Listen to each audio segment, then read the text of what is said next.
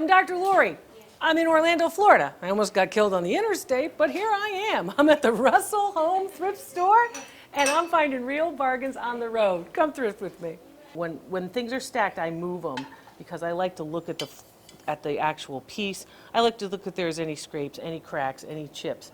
Now this one has crazing. You can see pretty significant crazing. If you haven't recognized that these are Fiesta by the triple, quadruple ring around the perimeter and the central ring in the middle, of course, of these dishes, these are Fiesta. And you can see them. Big name, many people look for them, and look at the size. Size matters in this condition. Look at this size. These are very big. Now, people do purchase them when they are, in fact, a little bit marred. It's not really damaged, it's marred. This one has some scratches on it. So they've been used. You can see the knife marks on this. Somebody, cut through a pork chop on this dish. This one's probably the worst. When you can really start to see where the yellow has come away, this one's probably the worst. That one's not great either, so I probably pass this. But the pink is good. Look at the pink. The pink is very, very good. I'm happy about the pink. Why? Well, condition is great. You can see all of the concentric circles. I like that too. And then here's your Fiesta mark. Beautiful, strong Fiesta mark. I don't think they used the pink one. I think somebody had a yellow tablecloth and they used the yellows. So I would say this one. Now, what do they want for this?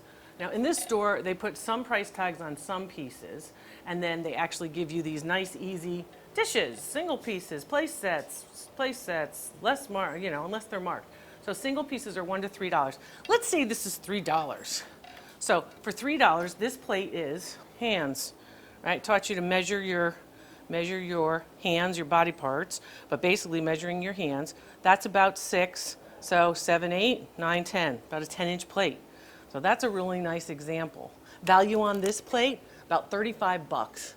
That's a really nice Fiestaware plate. So that's a real bargain right here. So there's Fiesta for you. And I like the pink, I really like the pink. Now, when I look down here, for me, speaking of pink, I like this decoration, I like that pattern, I like the quality, I like the condition of this. These are made in England, they're Johnson Brothers. Remember I've told you before, I don't know if you remember, but I've told you before that when you're looking at English ceramics, particularly English china, there's usually a decoration around the rim. It's usually floral. People say, I kind of remember you saying that in some of the other videos. Usually a floral decoration that repeats. So see that little pink flower, it repeats as you go around. That's how I was like, that's going to be English. I want you to start to understand these particular decorations and designs so you can recognize them really kind of without looking, if you will. But let's look at that mark, and so you can see that mark here.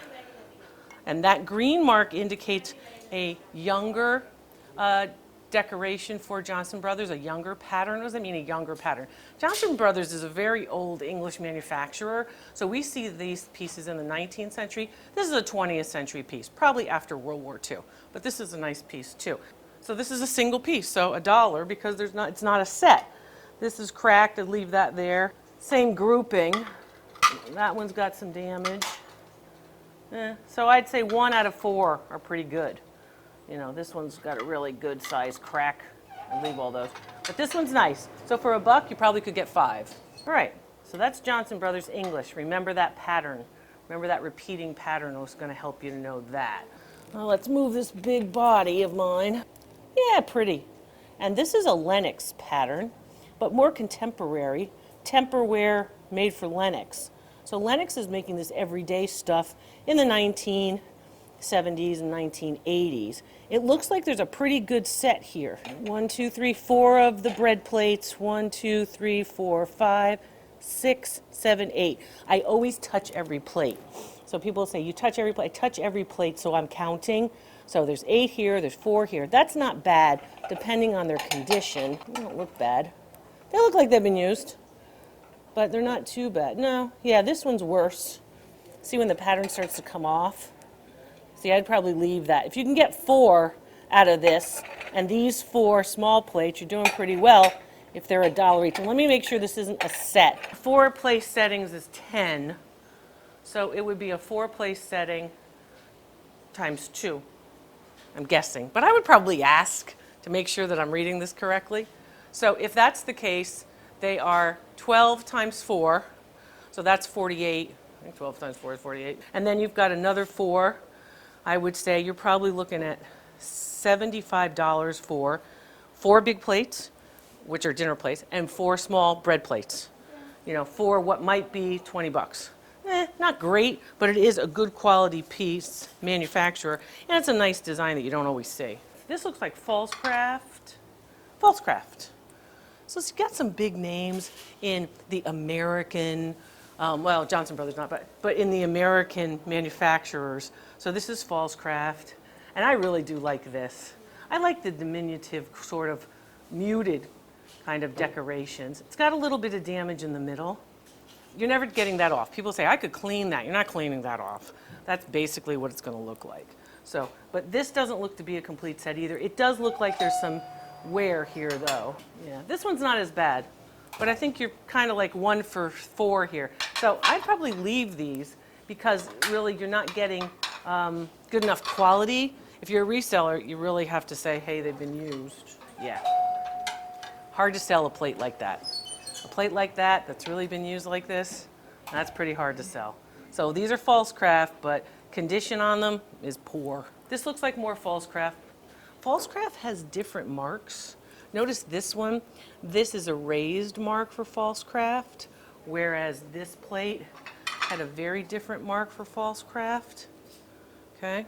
The raised mark is used on earlier pieces. Marks that are just stamped are usually for plates, obviously, and this is a younger piece compared to this piece.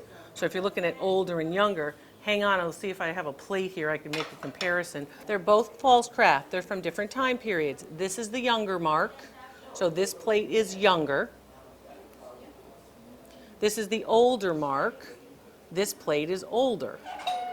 So the raised mark and embossed mark is, of course, an older mark. So you know that the plates are made earlier.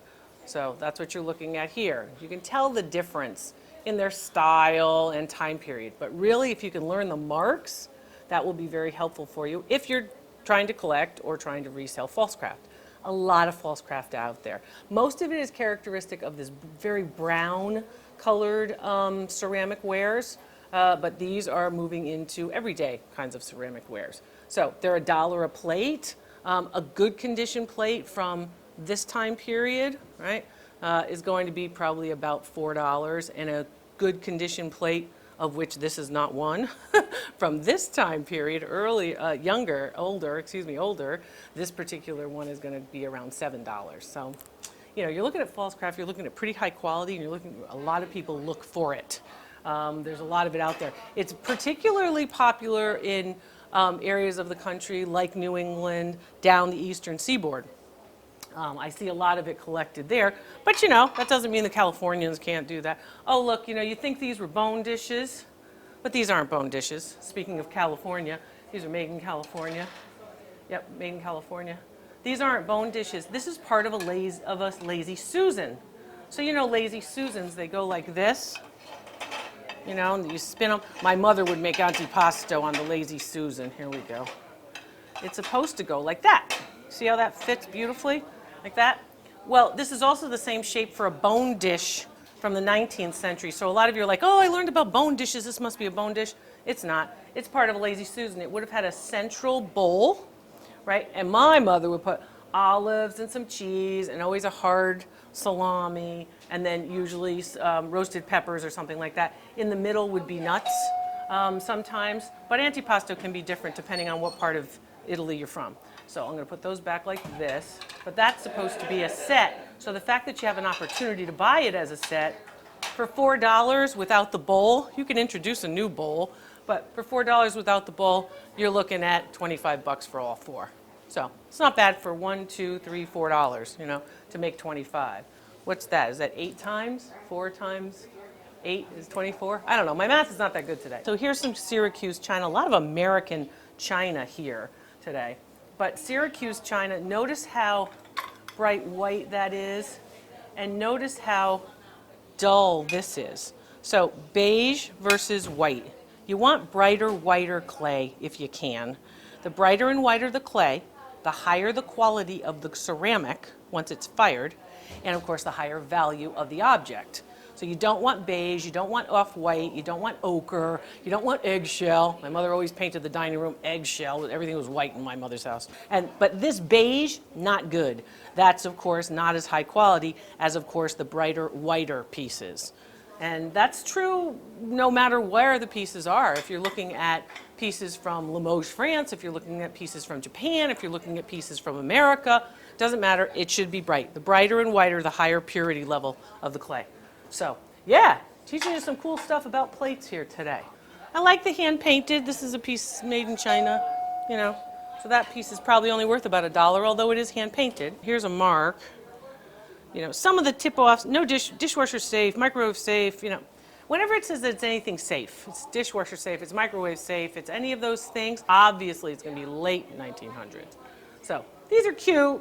You know, look at this with a little coral. Cute for near the, but not too valuable. I'd leave those. Even for $1, I'd leave those. More painted pieces, same type of thing, handmade in China. Found cool stuff. More to come from Orlando, Florida.